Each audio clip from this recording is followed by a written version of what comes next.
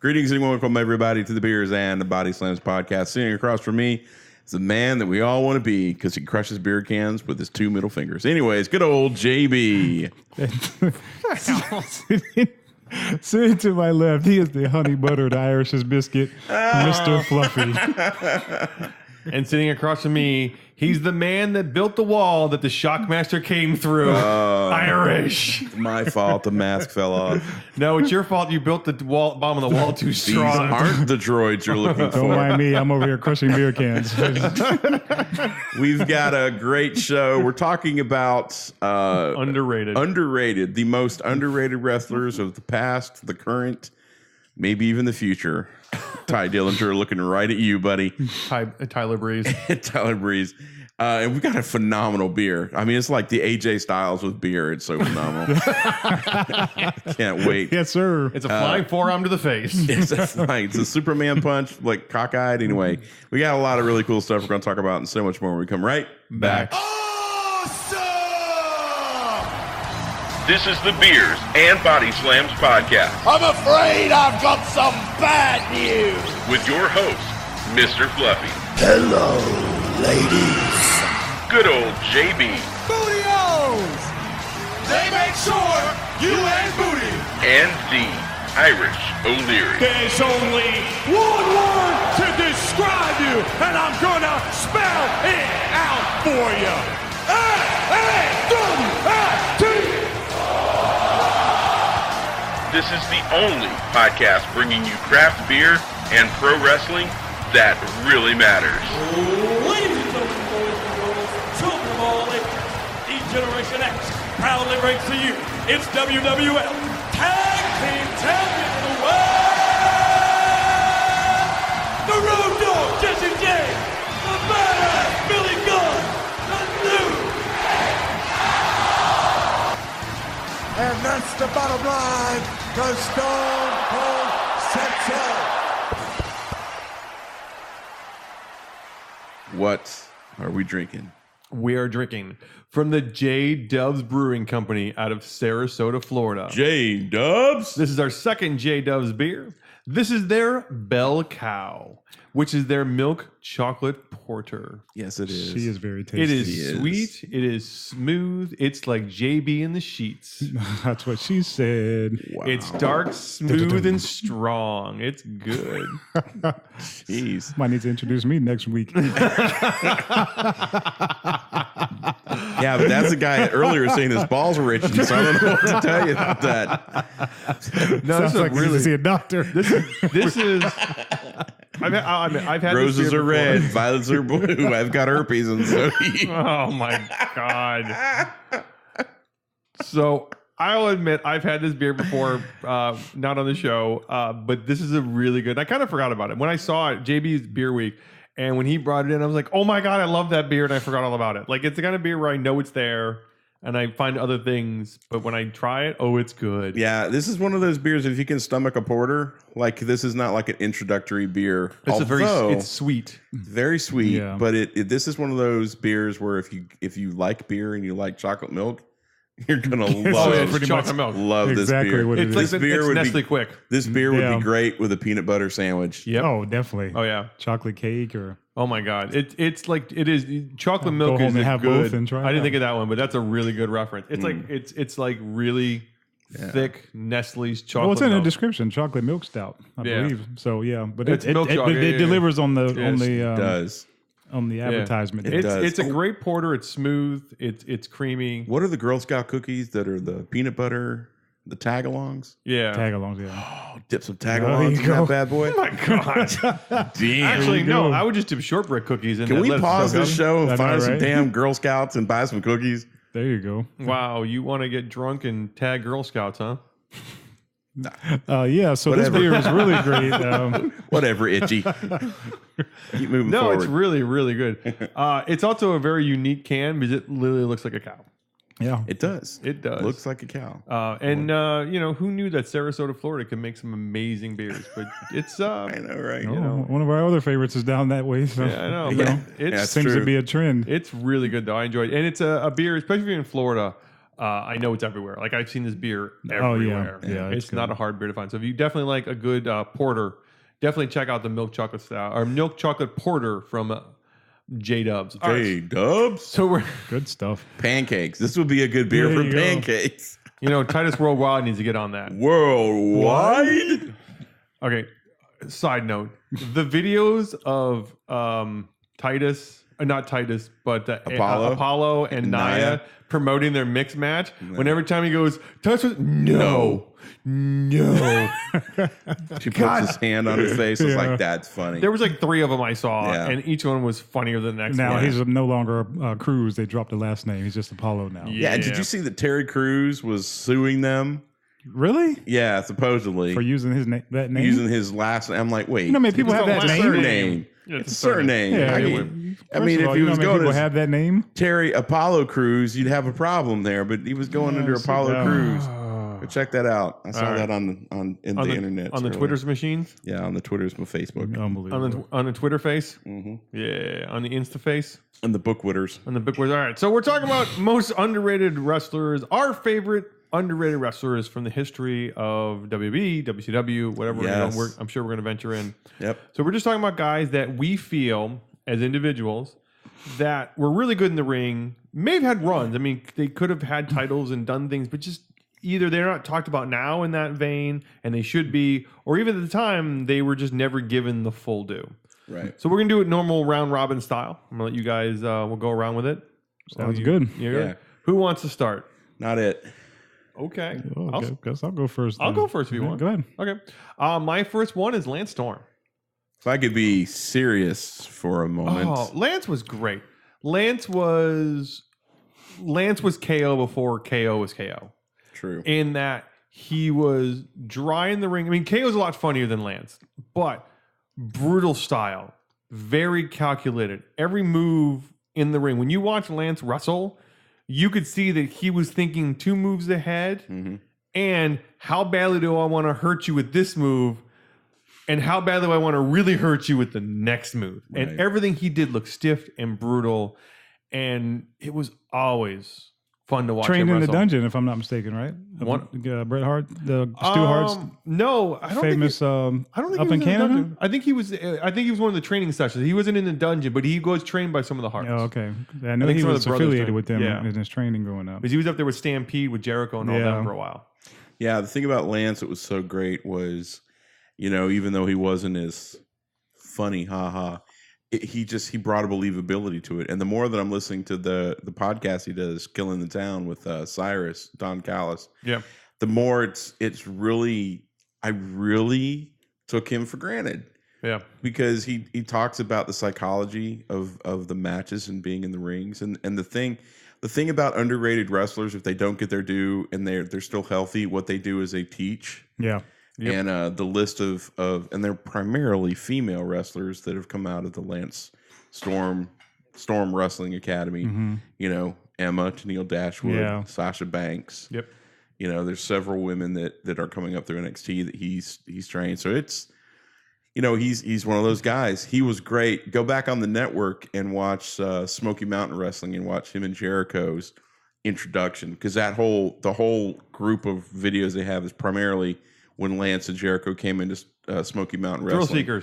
Thrill Seekers. Yeah. Do you know he was a 4-time WWE Tag Team Champion? Crazy, right? Yeah. What would you say? What promotion was his best run in then? ECW. ECW. That or WCW. He was good in WCW too. Yeah.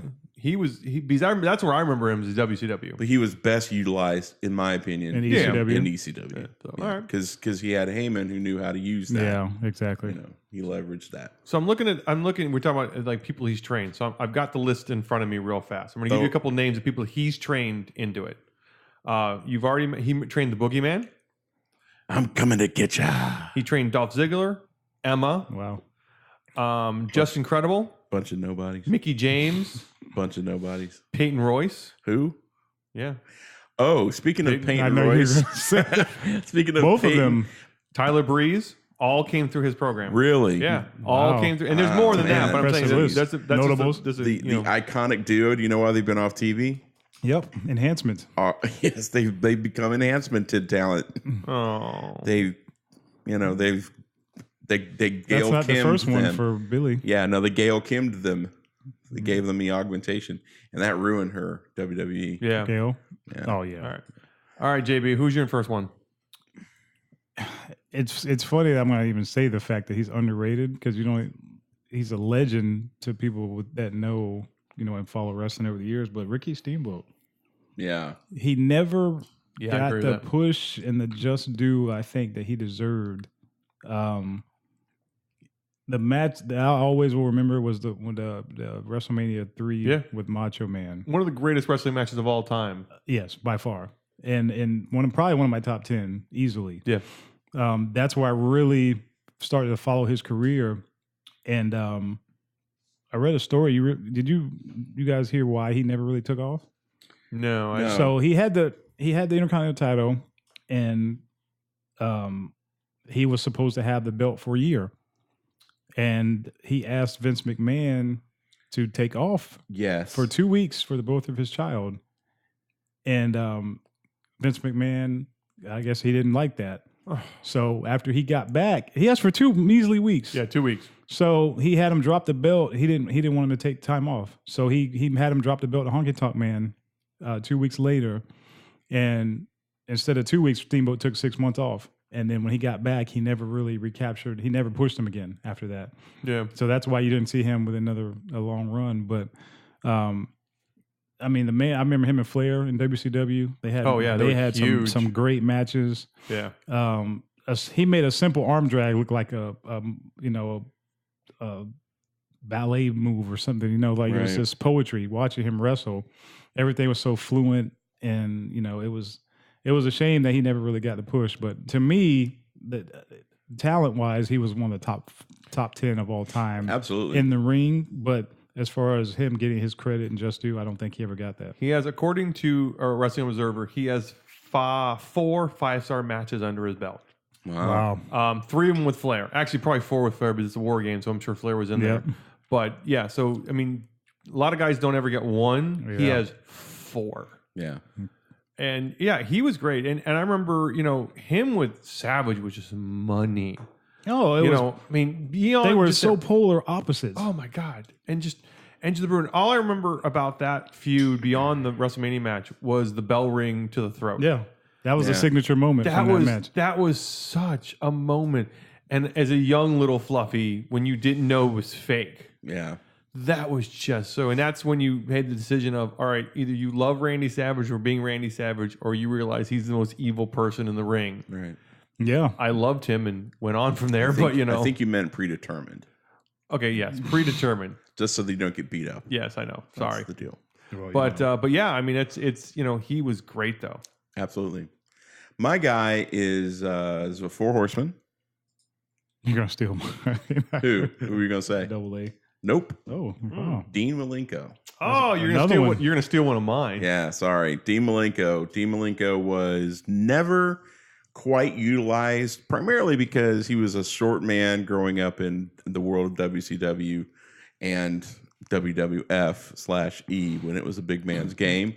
But Dean Malenko, probably at the time, probably one of the top 5 most technical wrestlers on the planet. He was great to watch. It's amazing to watch. You talk about a guy that I had no idea all the things that he was doing, but it was truly art. It was poetry to watch him wrestle. And when he was in there against guys like Jericho that could go with him, the feud he had on WCW with Jericho, where he was outshined by Jericho's list of 4,001 holds. Well, I was going to say, that's what's the problem. Malenko's thing was he was limited on his moveset. He only had 1,000. Jericho had 1,001. 1,001. Okay, yeah. 1,001. So that knocks you down a peg. But he has the same problem as Lance Storm. He doesn't have a lot of verbose personality. So, I mean, he could cut a decent promo, but the thing is he's one of those guys. He's very much a Chris Benoit. He would go out in the ring, and his action in the ring would do the talking for him. He did have he had a cruiserweight championship. He had a light heavyweight. He had a heavyweight. He had a tag team. He's been voted most technical wrestler a couple times by Wrestling Observer. So he's gotten some accolades, but he never got his just due as far as you know, he was part of the Radicals when they came over to WWF. And that was a horrible angle for them all. Yeah, all of them. Except, you know, Benoit came out well. Him and Eddie. But we talk about, you know, legacy of not necessarily what you do in the ring, it's who you train. And he's got an impressive list also of guys that he trained.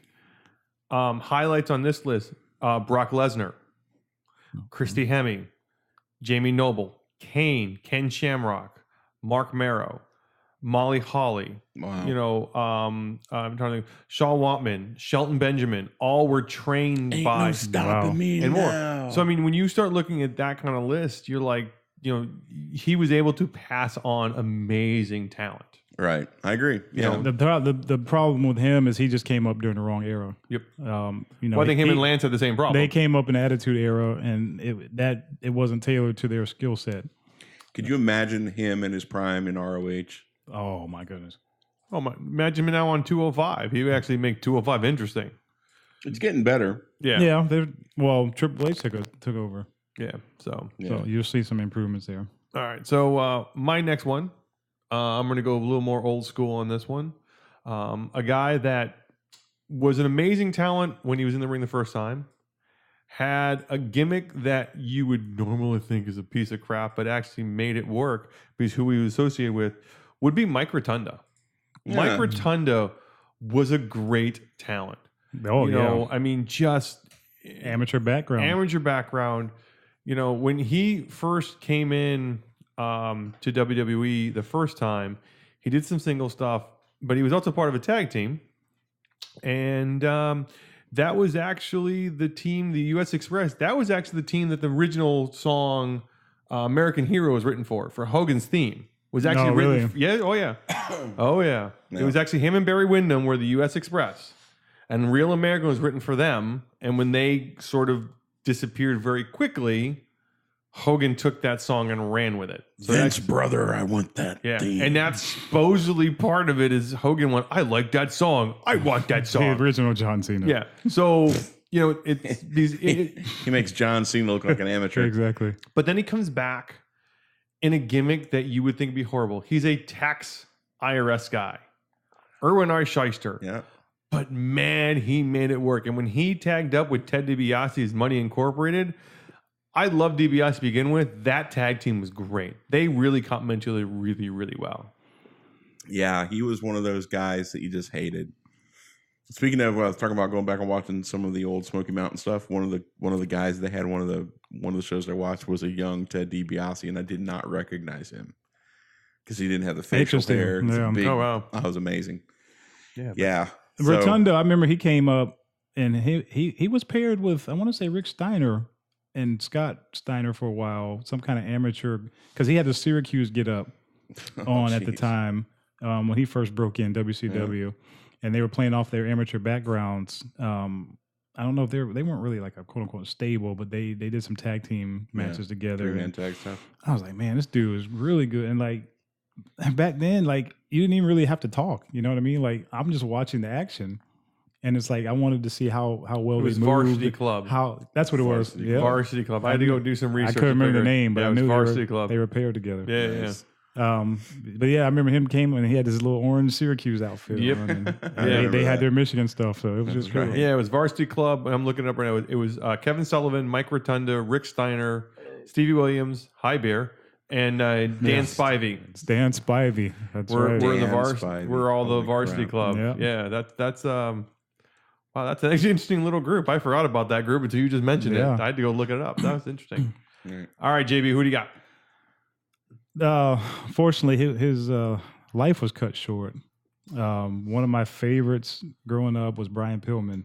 The man had so much personality when he shifted away from the Flying Brian gimmick to when he played crazy very well. Yeah. And the irony behind that is that he was always described as a very introverted, soft-spoken guy off camera. That is true. For him to just get in that zone and play that crazy. But for someone that had a football background, he didn't come up, in the amateur wrestling. He transitioned very well back in a time where you didn't see a lot of that. You know what I mean? That they would make it. Right.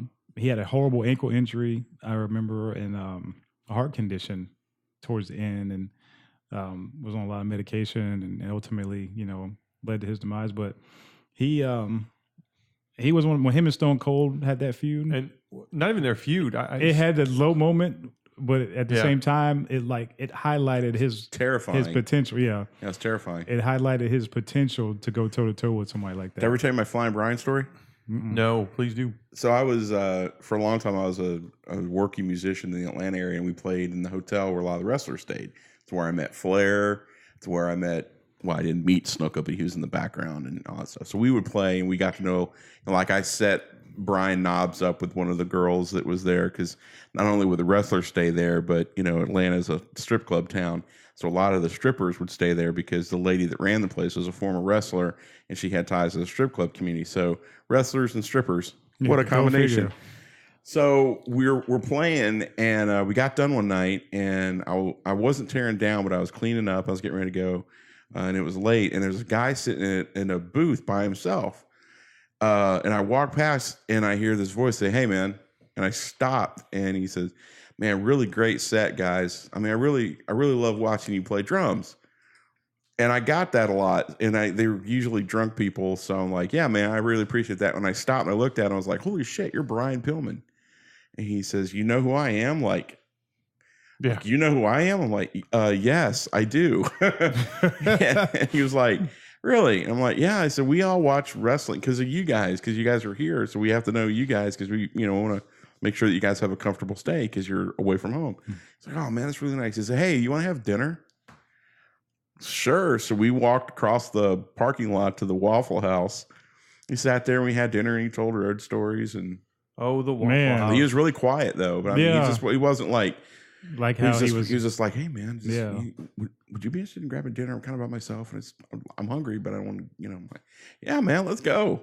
Man, it's crazy. Unbelievable. Dick Murdoch. I had dinner with Dick Murdoch one time too. That was terrifying. I can imagine. He probably was. He's like, "Hey," he probably was every bit of his character. "Hey man, you that drummer?" I'm like, "No, I'm just carrying drums because I'm a douchebag." "Yes, I'm the drummer." "You had dinner yet? I don't like to eat alone, and you look like you don't miss a meal." Oh like, my God. You are Dick Murdoch, aren't you? And he was a great guy. Yeah. Totally great guy. And I said, "I hate your guts." On camera. He says, "Well, I'm doing my job then." Yeah, exactly. What's funny about Pillman is that if you listen to Austin talk about him, Austin admits he wouldn't be where he is now. If it wasn't for Pillman, because the Hollywood Blondes is what kicked Austin into gear. It's what got him the rub. It's my favorite team in WCW. That when he left WCW, he used that momentum to get to ECW and used that momentum to get to WWE. And he said, if it wasn't for Pillman, that would never happen because he was kind of floundering before Pillman. And he admits Pillman showed him what to do and run his mouth and how to. Amazing. It's amazing. So. But that's one of my favorites. And his that was a rough one too because it was just tough that he just couldn't handle his demons. That's true. That was the business. Like it's amazing when you watch a Ric Flair of 30 for 30 to hear about all the stories and all the partying and drinking and they were doing painkillers. It's a wonder that half of these performers even made it out of the 80s and 90s. I met Flair at that hotel twice, and both times I met him, he was hammered. Yeah, I mean beyond hammered. Yeah, and then both times I met him, he asked me where the pisser was. I'm like, same place it was last time. He asked me, "Rick, down there and to the left, can't miss it. It says men." All right, Irish. What's next? My next guy is a guy that had some momentum, got hurt, and they got released, and now he's starting to build his way up in the independents, and it was Evan Airborne. Oh my God! Bourne. Yeah, Evan Bourne. Oh, I can't remember what he called it. The 450 splash thing. He had his little deal. Yeah. Super nice guy. Met him at an NXT taping back when he was rehabbing. He's really small. Super duper small. Like he's like eye to eye with my wife, and my wife is short. Yeah. And she didn't realize who she was talking to, and he walked away. He's like 5'8". Yeah. She's like, "He's a wrestler." I said, "Yeah, honey. He's one of your favorite wrestlers." "No?" I said, "Yeah, that's Evan Bourne." She's like, "Oh crap." She didn't recognize him with the suit on. Yeah. Evan was, he's a little guy, but the thing was, is just watching him was just so much fun. Very much like a, oh God, was just released. He had the red arrow. Neville. Yeah, very much like Neville. Just great. Tons of personality, tons of energy, very innovative in the ring. Just was not used well because he's a cruiserweight. Yeah. And got hurt, and they just didn't have anything for him. And then he left, and he's wrestling under Matt Sydal. Yeah. Now you look at killing it on the independent. Well, even independent. Okay, so he is part of Kofi Kingston's tag team legacy of winning belts with other people. So he went there. He is an IWGP Junior Tag Team former champion with Ricochet. Wow, not bad company to keep there. No, he was an ROH Tag Team champ with Christopher Daniels. So he's definitely had some amazing tag team partners that have helped win him titles. Right. Absolutely. That you start looking at that stuff, you start looking who he wrestles with, and you're like, wow, that's kind of crazy. And he was another victim of the times, because now with the 205 Live around, he could carry that division. Oh yeah, and he may still come back. Yeah, I mean, he's got history with the company. I don't think he left on bad terms. No. Before we move on to the next round, I would like to thank JDub's Brewing Company from Sarasota, Florida. JDub's for your finished it. Bell Cow. Dang. Milk chocolate porter. He got really good. Worldwide. All right. My next guy to delete Dana Brooke. It's holy hot. She Good was Lord. looking great. I could see her pulse. Never wrestle again. Just keep that business suit on. Oh my God. Keep the business suit and the glasses. Wow. She's gonna no, baby. Keep the glasses. She's gonna itemize your taxes for you and take stats. I think I see a way that you can have a deduction. Boy. My next person is a man. Congratulations. And I don't mean an average man. He's a manly man. I mean he's a manly man. I knew he was going with that one. William Regal, Sir. William Regal. Sir. I do not think he gets the credit that he deserves. Starting to. For anything he does. He's great on NXT now, but I feel like his in-ring legacy, not as tainted, but just forgotten. Like how it's good he was. It's a line of the night that overused, but just another victim of the times. Yeah. He was brutal. He's in that Lance Storm, Dean Malenko, where he would hurt you and make you look like he was going to hurt you, and just pounded people into the ground. And he was one of the guys that was able to have success in both WCW and WWE and do it well. Yeah. I mean, did it well in both companies, except for the manly man crowd. Well, he was a team player, and he did that against his better thoughts, but he was a team player. And I don't know if I shouldn't say the next guy. You might as well go ahead and mention the person he's always connected with is Fit Finlay. Yeah. It's another one. It's same story, different person. Yeah. Was he on your list? No. Okay. You can take that one, but I loved Regal. He was just so much fun to watch, and his arrogance. He was one of the greatest sort of. He emphasized what you considered a British snob wrestler. Yeah. When he would walk out and the way he would hold himself and the cock of his head and the way he spoke. So the word cock. He had a way of dicing through guys that I don't think most people can do. Just cut to the core. The thing about Regal was when you watch William Regal walk onto the set and you see how he commands the audience. Yeah. And then you watch what the kind of crap they were trying to do with Hunter Hearst Helmsley. Yeah. One guy's acting and Steven Regal is too legit to quit. Yeah. And the thing is, I remember watching a match with him, and I don't know I can't remember if it was a jobber match, but it was WCW, and the guy got squirrely on him, like something didn't go right, and the guy bowed up on him, and it was really awkward because he knew it wasn't the way it's supposed to go. And Regal was like, yeah, okay, and just grabbed his wrist and started really working him, like really doing shoot wrestling. Yeah. The guy was he got his ass kicked that night. It was awesome. All right, so I'm going to give you some of the guy. We talk about guys that are trainers. So he's trained a few people. Just a couple. Now I'm going to give you some names. Bunch of nobodies. If you know these people, just tell me. All of NXT? Oh, sorry. No. Actually, no, not even NXT. These are people before that. Yeah, Robbie's doing all the training there. Yeah, so let's say Brian Kendrick. Who? We know them. Joey Gargano. Who's that? Johnny? And then Johnny Gargano. And then we're going to give you 3 names. Now, if you know these people, I'm really impressed because these are really deep wrestling names. You may not know all of them. There's a guy called Samoa Joe. Yeah. Heard of him. A guy named Daniel Bryant. What a stupid name. And another guy named CM Punk, which is the dumbest name ever. I mean, these are just guys that he trained that never really amounted to anything. Did he train Daniel Bryan or did he train Brian Danielson? Brian Danielson. He wasn't CM totally Punk's, he wasn't CM Punk's MMA trainer. No.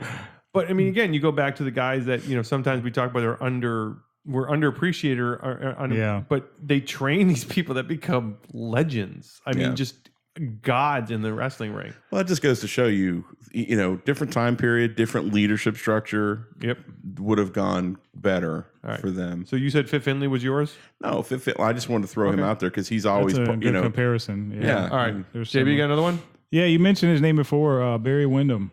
Yes. Oh my gosh, man! 4 Horsemen, Barry Windham.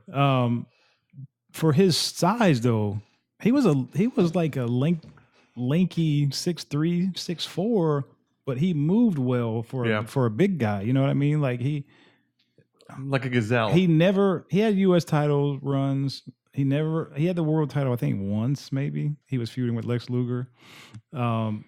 He came over to WWF and was the Widowmaker, and that was horrible. Oh my God, that was so bad. I remember that. And it was just like, what are you doing? But like, I think Blackjack Mulligan is his dad or uncle or something. So he has good heritage, but he was always one of my favorites, man. Like he used to do that he was one of the first people I would watch do a superplex off the top rope. And for his size, like I said, he could just move very well. Blackjack is his father. Yeah, I knew they were related. But yeah, he was always underrated. He never really got the push and the credit he deserved in both promotions that I remember him in. Like I said, just like one of the first big men that could move for his size. He wasn't the prototypical 270-pound jacked muscle man that Vince looked for. So that's why he never got a chance over there. But technically, I'd put him up against anybody in that ring. And a lot of the true test of how good you were is to hear people talk about you, after you're done. Right. You still hear the flares, and they say like he was one of the most gifted wrestlers that he's ever gone against. The table for 4. 3 or whatever it is, and you hear him tell stories about Barry Windham, and for me, he was one of my favorites. Didn't have a gimmick, you know what I mean? He was just a wrestler. He was Barry We'll he did what he did, and we'll he was wear good my black trunks and call it a day. He was good at it. Yeah. It's funny you talk about Blackjack Mulligan. It's you start looking at family lineage. You had Blackjack Mulligan as the father, Barry Kendall William, and then Mike Rotunda married one of his daughters. Right. So then you have that connection, and then obviously Mike Rotunda has Bray Wyatt in Dallas. So it's like they've really been with the company forever. Yeah. Like you can follow their lineage. They've been with the WWE or WCW or whatever. That's a legacy. That's a legacy, and then they don't post that enough. I realized. I knew that, but when you start looking at it in pieces, you're like, oh Speaking my of God. which, Pillman's son, I think, is getting into the business. Wow. Yeah. All right. You got one more? Yeah, I do. Chris Canyon. Yep. Who bet in Canyon? Exactly. Mike, I think no. Chris Canyon was. He was under a mask for a long time as Mortis, but when he was in WCW, he was the one that pretty much handled all the wrestling training for the what was their movie called? The No Holds Barred. Yeah, wasn't No Holds Barred. It was. I thought it was No Holds Barred. Was Zeus. Over the Top? Tiny Zeus or something? Yeah, whatever. Over the Top. No, that was Hogan's movie. No. Yeah. Are you talking about the WCW wrestling movie? Yeah. With David Arquette. Yeah. Oh, okay. I know that one. He was the one who did all the training for that. And the thing is Canyon was he never really got over, and part of it was his promo skills because of his the way that he talked, which is tragic. But his creativity in the ring was incredibly underrated. Super creative guy, would come up, with stuff that was way beyond his time. And I don't think that he ready to rumble. That's it, because of the tie-in with Michael Buffer. Duh. But I don't think that he really. I think he might have won like some tag teams. I don't think he won many belts. But I just, watching him wrestle, he was always good. I thought he was always, from what I could pick up, he was always safe. I mean, he was just super talented, super creative, but he never really got that push. I don't know if him being he was caught up in the flock. Yeah, when he came out of that mask, and he kind of, it was Kidman, Raven, Saturn. So like he underrated. Yeah, and it was like Kidman goes in that category. He just wasn't. He never was pushed to the forefront, and it was just Raven and Saturn really. Do you think that part of the reason was because he was gay? No. Back in the time when that was because he deal. can't, like from what I read and heard, he never really, like, certain people knew, but it wasn't like known within the locker room, right? So I don't think that they would have held that against him, and like he never, like, Lodi played that gay character, if you remember him back in the day, right? So like it wouldn't have hurt him, but they wouldn't have made that public, back in the day. He was really good, man. Yeah. There was just something missing about the way he was utilized. Yeah, I don't think it was him per se. It's just the way that they used him. WCW mishandling. Well, Raven, a pro wrestler. To be honest with you, Raven was that guy. Yeah. And he earned the right to be the leader, of that stable and be the focus of their attention. But putting Canyon in a group like that, it held him down. Yeah, I agree. Totally well, agree. I'll give you his accomplishments are actually interesting. They're short, but they're interesting. Number one, in 1998, he was 108 on the PWI 500, which is really good. Wow. 108. I mean, that's really good, especially considering his career. He in WCW, he was a 2-time World Tag Team Champion with Diamond Dallas Page and Bam Bam Bigelow. They actually were a 3-man team that would share the defending. Freebird rule. Yeah. And in WWF, he was a WCW United States champion once, and he was a WWF Tag Team Champion with DDP. So he had. I forgot him and DDP didn't far fall from the DDP tree. No. So, but yeah, I agree. I remember. I think, especially in WCW, he never got over that Mortis thing. That was just horrendous. Yeah. That feud with Glacier, that was such a dud. That was a career killer. Still wrestling is great, Glacier, by the way. Is he? God, yes. That was. What's his ring name? Glacier. Are you kidding me? Yes, Glacier. Because they don't own the copyright, because they didn't care. Yeah, he's still wrestling with the whole goes off the front thing, and yeah, he was on a documentary not too long ago. He's still wrestling as Glacier. Yeah. Wow. All right, so I got one more. Doesn't fit in the spandex like he used to though. I want to do a modern one. I'm gonna do one on the current roster now. So if you guys have any other current roster, yeah, we can do one each. Oh jeez, God. But a guy that's throw a dart. Yeah. Roman. Oh, sorry. But no, this is a tragic one. And we've talked about it before, and I'm going to say it again. It's Tyler Breeze. Tyler Breeze came in with, in NXT, he was great. He was never champion, but he was that guy that you would throw in there to either A, prove somebody was ready to be champion, or B, give them a blow off with an amazing crown. Well, if you can go with Tyler Breeze, you could go with anybody. He had a great gimmick with the Prince Pretty. I knew it would work on the main roster. It did for about 5 minutes, and then they got bored with it. And Vince didn't like it. Vince didn't like it. I still convinced that it can't anymore, but I think they've killed it. But man, he is great in the ring, and it's so tragic. We don't see him anymore at all. Future endeavor. Yeah, it's so sad that when you can get over on pure videos and never actually be in the ring, and they won't put you in the ring, I don't understand. He was a victim of Vince's power play with Triple H. Yeah, when he got there, shortly after he debuted, Vince. First of all, he wasn't big enough to be a main event player for Vince, so he initially cut down his entrance. Remember, he used to have a long, drawn out entrance. Mm-hmm. Vince was Tyler. Vince was like, cut it down. Yeah, he had the Eminem entrance. So he took that away from him and slowly stripped him of his push. Right. And then he went over to SmackDown, and he's never really done anything. Yeah. Despite the fact that a tag team we never thought would be anything got over. Oh my God. I know. You have your fashion files, and then you decide to put them on YouTube, and they're gone. Just totally not even use them. He teamed up with another guy that you were waiting just to be released in Fandango, that you were just waiting. And they were, I mean, for a while there, when they were on every week and not even in the ring, they were hot as hell. Well, and then coming off of the win that Fandango had at WrestleMania, they squandered that opportunity. Yeah, so sure. But I think right now he's the most tragic one, because I feel like he's. I don't know. I'm sure you got one too, but he's one I was looking at and go, why? Why have they done this to this poor guy? Yeah. Put him on 205. Put him somewhere where he can just explode. Show off week. Put stinking Buddy Murphy. Buddy Murphy on there. Yeah. So all right, he's in the stable now, right? The hell's up with that? Oh, he's in more than that. His fiance is Alexa Bliss. Well, clearly, yeah. JB, you got one last one? I do, and it's I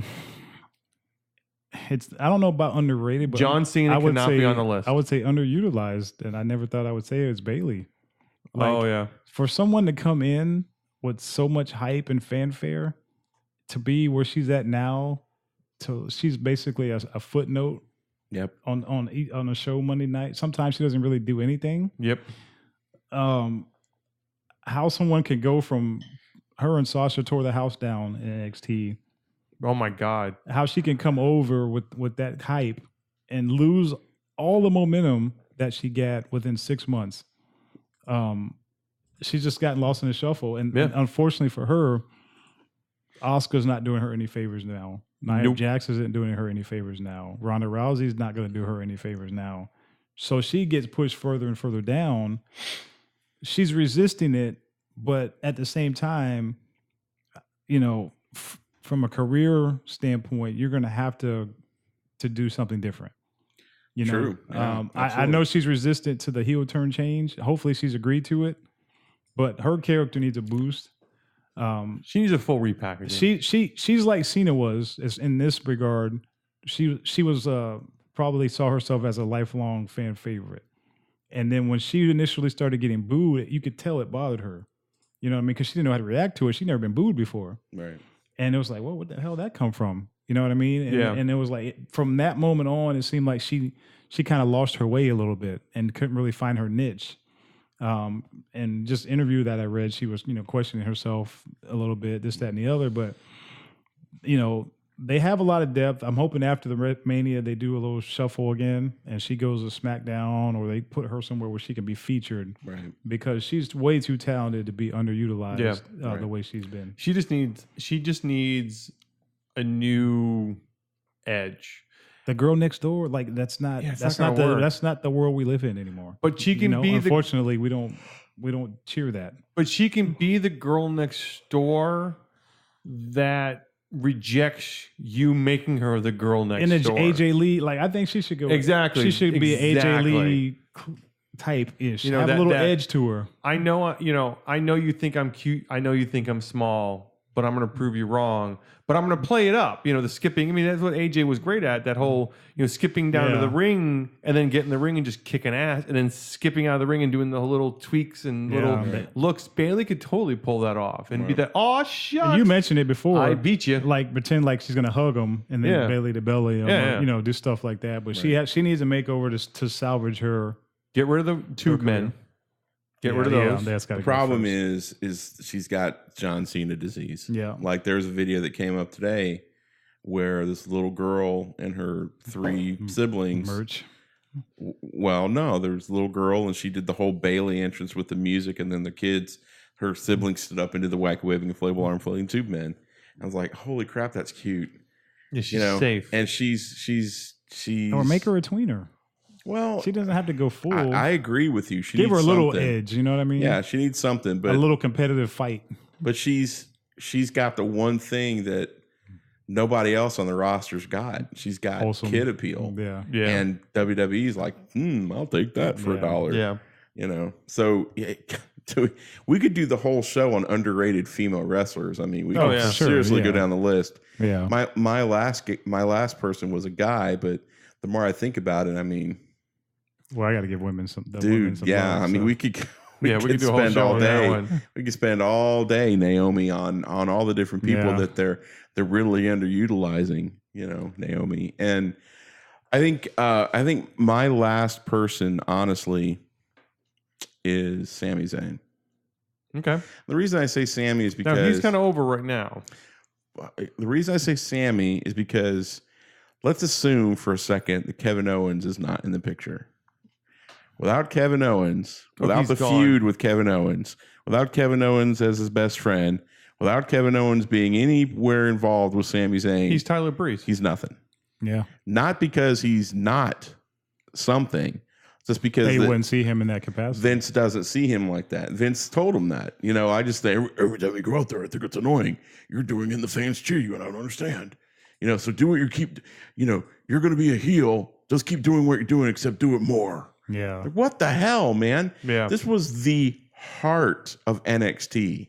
Oh yeah. And that's what bothers me. Like if you didn't do anything in NXT and you came to the main roster, and I could see it. Right.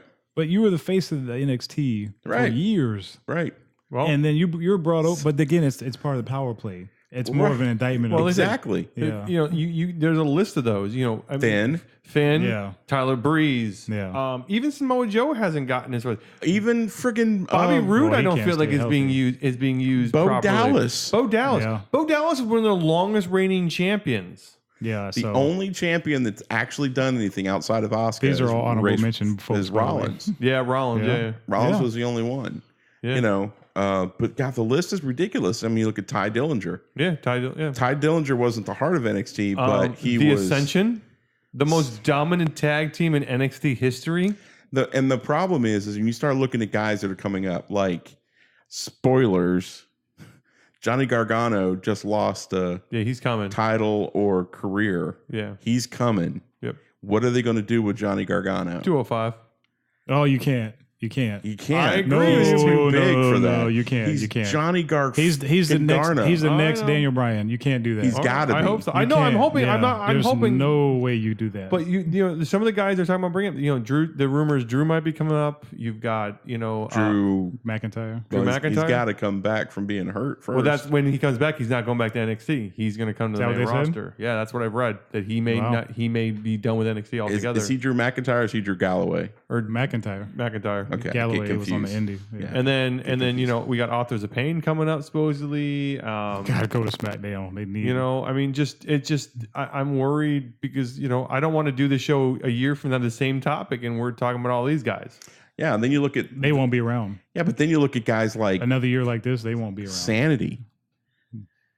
Sanity could come up, but they're going to fall by the wayside because outside of Sanity, Eric Young's the only one that's profitable in that market. Yeah, and he's too small.